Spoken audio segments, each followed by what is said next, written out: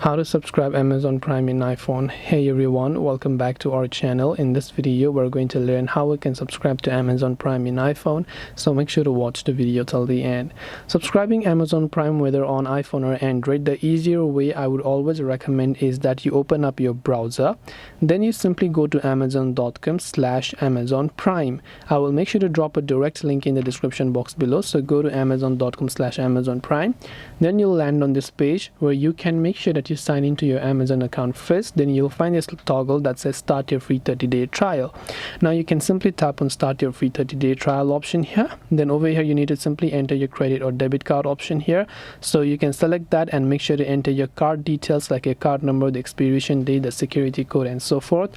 Then enter the name on card and tap on continue, and after you've done that and verified the payment details, you'll be able to get your Prime membership. And this way you should be able to subscribe to Amazon Prime in iPhone. I hope that this video helped you. If you have got any more questions, queries, or doubts, feel free to leave them down below. Thank you for watching and see you soon in the next video.